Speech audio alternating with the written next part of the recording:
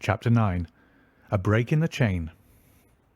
It was late in the afternoon before I woke, strengthened and refreshed.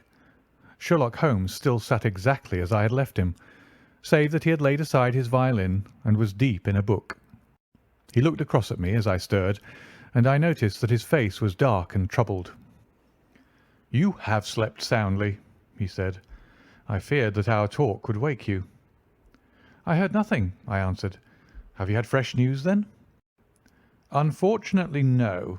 I confess that I'm surprised and disappointed. I expected something definite by this time. Wiggins has just been up to report. He says that no trace can be found of the launch. It is a provoking check, for every hour is of importance. Can I do anything? I am perfectly fresh now and quite ready for another night's outing." "No, we can do nothing. We can only wait. If we go ourselves, the message might come in our absence and delay be caused. You can do what you will, but I must remain on guard." "Then I shall run over to Camberwell and call upon Mrs. Cecil Forrester. She asked me to yesterday." "On Mrs. Cecil Forrester?" asked Holmes, with the twinkle of a smile in his eyes. "Well, of course, Miss Morstan too. They were anxious to hear what happened." "I would not tell them too much," said Holmes. "Women are never to be entirely trusted. Not the best of them." I did not pause to argue over this atrocious sentiment. "I shall be back in an hour or two," I remarked. "All right. Good luck. But I say, if you are crossing the river, you may as well return Toby, for I don't think it is at all likely that we shall have any use for him now." I took our mongrel accordingly and left him, together with a half-sovereign, at the old naturalist's in Pinchin Lane. At Camberwell I found Miss Morstan a little weary after her night's adventures, but very eager to hear the news. Mrs. Forrester, too, was full of curiosity. I told them all that we had done, suppressing, however, the more dreadful parts of the tragedy. Thus, although I spoke of Mr. Sholto's death, I said nothing of the exact manner and method of it. With all my omissions, however, there was enough to startle and amaze them. "It is a romance," cried Mrs. Forrester. "An injured lady, 500,000 in treasure, a black cannibal, and a wooden-legged ruffian. They take the place of the conventional dragon or wicked earl." "And 2 knight-errants to the rescue," added Miss Morstan, with a bright glance at me. "Why, Mary, your fortune depends upon the issue of this search. I don't think that you are nearly excited enough. Just imagine what it must be to be so rich and to have the world at your feet." It sent a little thrill of joy to my heart to notice that she showed no sign of elation at the prospect. On the contrary, she gave a toss of her proud head, as though the matter were one in which she took small interest. "It is for Mr. Thaddeus Sholto that I am anxious," she said. "Nothing else is of any consequence, but I think that he has behaved most kindly and honourably throughout. It is our duty to clear him of this dreadful and unfounded charge."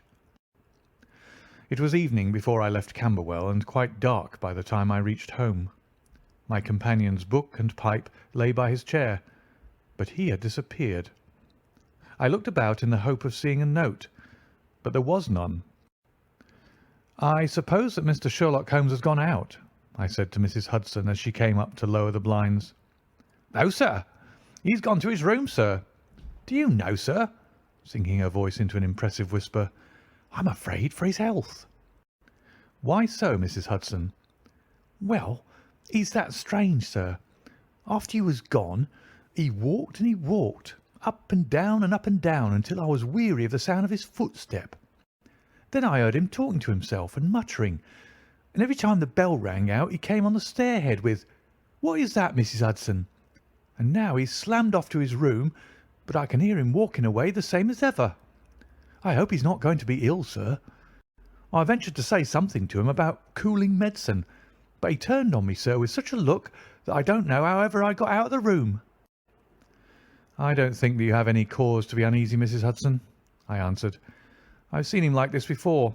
He has some small matter upon his mind which makes him restless." I tried to speak lightly to our worthy landlady, but I was myself somewhat uneasy when through the long night I still from time to time heard the dull sound of his tread, and knew how his keen spirit was chafing against this involuntary inaction. At breakfast time he looked worn and haggard, with a little fleck of feverish colour upon either cheek. "You're knocking yourself up, old man," I remarked. "I heard you marching about in the night." "No, I could not sleep," he answered. "This infernal problem is consuming me. It is too much to be balked by so petty an obstacle. When all else had been overcome, I know the men, the launch, everything, and yet I can get no news. I have set other agencies at work and used every means at my disposal. The whole river has been searched on either side, but there is no news, nor has Mrs. Smith heard of her husband. I shall come to the conclusion soon that they have scuttled the craft, but there are objections to that. Or that Mrs. Smith has put us on a wrong scent. No, I think that may be dismissed. I had inquiries made, and there is a launch of that description." "Could it have gone up the river?" "I have considered that possibility too, and there is a search party who will work up as far as Richmond. If no news comes to-day, I shall start off myself to-morrow and go for the men rather than the boat. But surely, surely we shall hear something." We did not, however. Not a word came to us either from Wiggins or from the other agencies. There were articles in most of the papers upon the Norwood tragedy. They all appeared to be rather hostile to the unfortunate Thaddeus Sholto. No fresh details were to be found, however, in any of them, save that an inquest was to be held upon the following day. I walked over to Camberwell in the evening to report our ill success to the ladies, and on my return I found Holmes dejected and somewhat morose. He would hardly reply to my questions, and busied himself all evening in an abstruse chemical analysis which involved much heating of retorts and distilling of vapours, ending at last in a smell which fairly drove me out of the apartment. Up to the small hours of the morning I could hear the clinking of his test tubes, which told me that he was still engaged in his malodorous experiment. In the early dawn I woke with a start and was surprised to find him standing by my bedside, clad in a rude sailor dress with a pea jacket and a coarse red scarf round his neck. "I am off down the river, Watson," said he. "I have been turning it over in my mind, and I can see only one way out of it. It is worth trying at all events." "Surely I can come with you, then?" said I. "No, you can be much more useful if you will remain here as my representative. I am loath to go, for it is quite on the cards that some message may come during the day, though Wiggins was despondent about it last night. I want you to open all notes and telegrams, and to act on your own judgment if any news should come. Can I rely upon you?" "Most certainly." "I am afraid that you will not be able to wire to me, for I can hardly tell yet where I may find myself. If I am in luck, however, I may not be gone so very long. I shall have news of some sort or other before I get back." I had heard nothing of him by breakfast time. On opening the Standard, however, I found that there was a fresh allusion to the business. "With reference to the Upper Norwood tragedy," it remarked, "we have reason to believe that the matter promises to be even more complex and mysterious than was originally supposed. Fresh evidence has shown that it is quite impossible that Mr. Thaddeus Sholto could have been in any way concerned in the matter. He and the housekeeper, Mrs. Bernstone, were both released yesterday evening.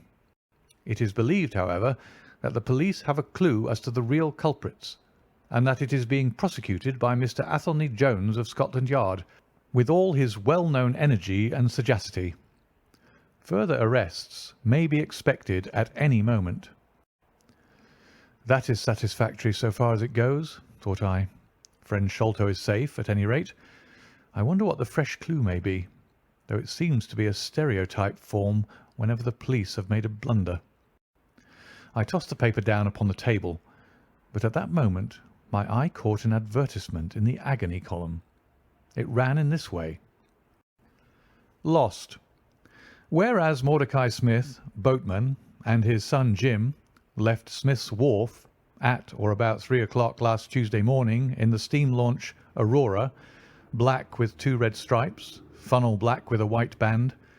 The sum of £5 will be paid to anyone who can give information to Mrs. Smith at Smith's Wharf or at 221B Baker Street as to the whereabouts of the said Mordecai Smith and the launch Aurora.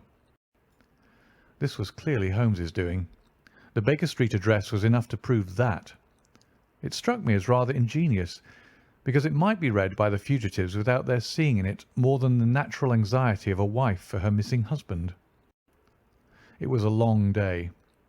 Every time that a knock came to the door or a sharp step passed in the street, I imagined that it was either Holmes returning or an answer to his advertisement.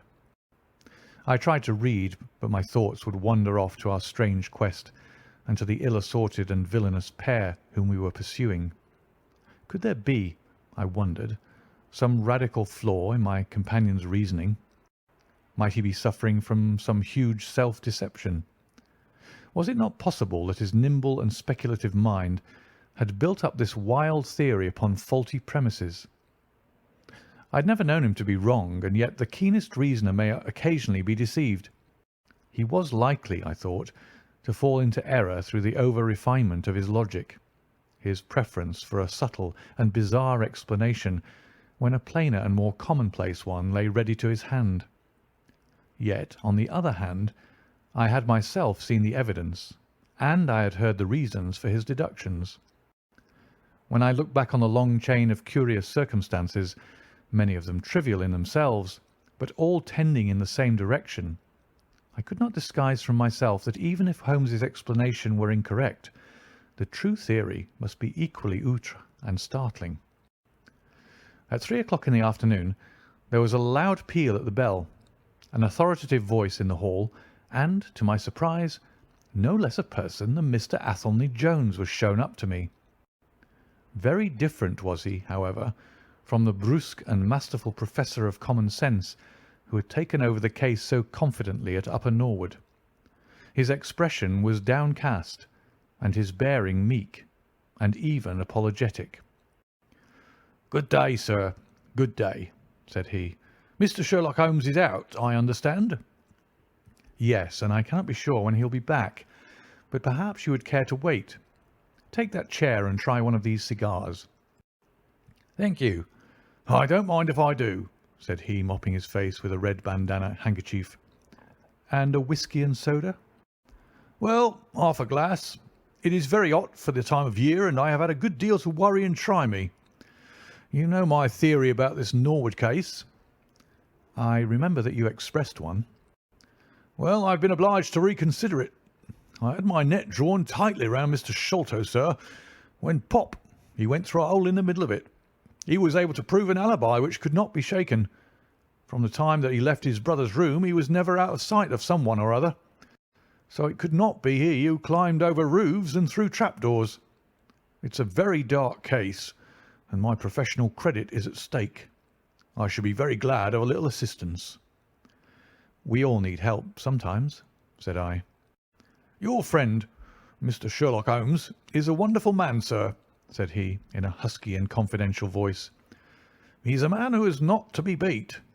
I've known that young man go into a good many cases, but I never saw the case yet that he could not throw a light upon. He is irregular in his methods and a little quick, perhaps, in jumping at theories, but on the whole I think he would have made a most promising officer, and I don't care who knows it. I've had a wire from him this morning, by which I understand that he has got some clue to this Sholto business. Here is the message." He took the telegram out of his pocket and handed it to me. It was dated from Poplar at 12 o'clock. "Go to Baker Street at once," it said. "If I have not returned, wait for me. I am close on the track of the Sholto gang. You can come with us tonight if you want to be in at the finish." "This sounds well. He has evidently picked up the scent again," said I. "Ah, then he has been at fault too," exclaimed Jones with evident satisfaction. "Even the best of us are thrown off sometimes. Of course this may prove to be a false alarm, but it is my duty as an officer of the law to allow no chance to slip. But there is someone at the door. Perhaps this is he." A heavy step was heard ascending the stair, with a great wheezing and rattling as from a man who was sorely put to it for breath. Once or twice he stopped, as though the climb were too much for him, but at last he made his way to our door and entered. His appearance corresponded to the sounds which we had heard.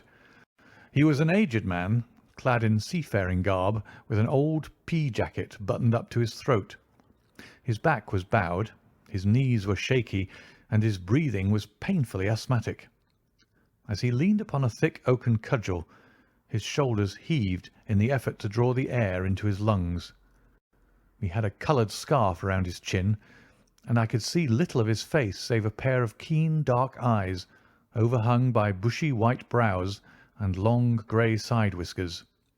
Altogether, he gave me the impression of a respectable master mariner who had fallen into years and poverty. "What is it, my man?" I asked. He looked about him in the slow, methodical fashion of old age. "Is Mr. Sherlock Holmes here?" said he. "No, but I am acting for him. You can tell me any message you have for him." "It was to him himself I was to tell it," said he. "But I tell you that I am acting for him. Was it about Mordecai Smith's boat?" "Yes, I knows well where it is, and I knows where the men he is after are, and I knows where the treasure is. I knows all about it." "Then tell me, and I shall let him know." "It was to him I was to tell it," he repeated with the petulant obstinacy of a very old man. "Well, you must wait for him." "No, no, I ain't going to lose a whole day to please no one. If Mr. Holmes ain't here, then Mr. Holmes must find it all out for himself. I don't care about the look of either of you, and I won't tell a word." He shuffled towards the door, but Athelney Jones got in front of him. "Wait a bit, my friend," said he. "You have important information, and you must not walk off. We shall keep you whether you like it or not until our friend returns."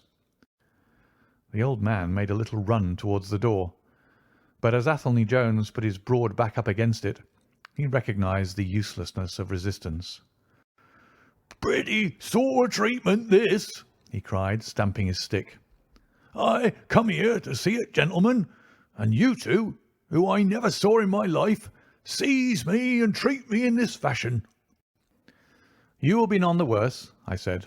"We shall recompense you for the loss of your time. Sit over here on the sofa, and you will not have long to wait." He came across sullenly enough and seated himself with his face resting on his hands. Jones and I resumed our cigars and our talk. Suddenly, however, Holmes's voice broke in upon us. "I think that you might offer me a cigar too," he said. We both started in our chairs. There was Holmes sitting close to us with an air of quiet amusement. "Holmes!" I exclaimed. "You here? But where's the old man?"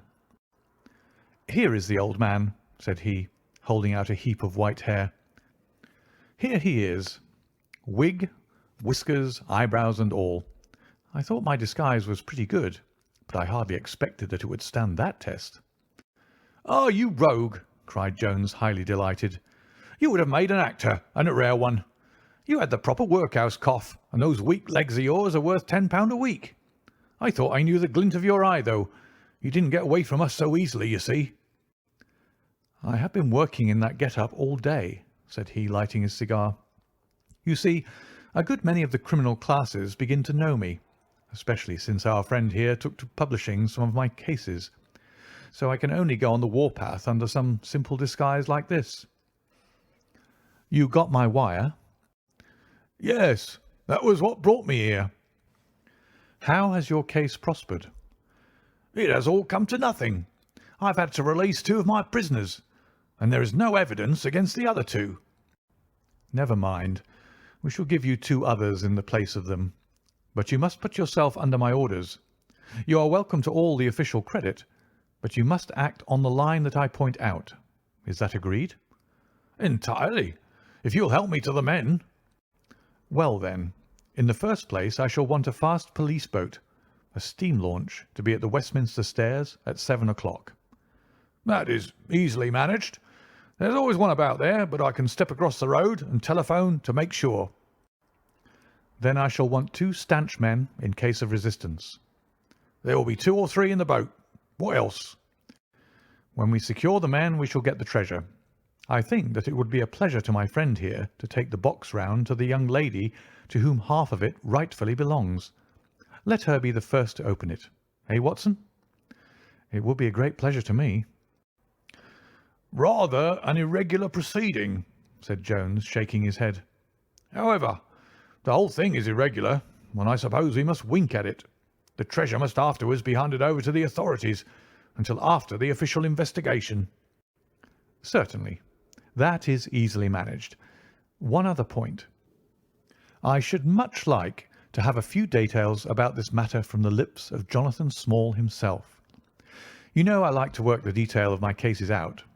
There is no objection to my having an unofficial interview with him, either here in my rooms or elsewhere, as long as he is efficiently guarded." "Well, you're a master of the situation. I've had no proof yet of the existence of this Jonathan Small.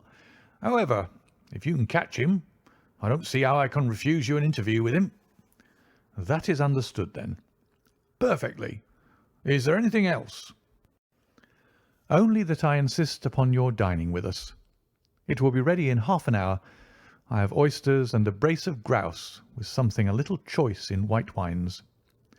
Watson, you have never yet recognised my merits as a housekeeper."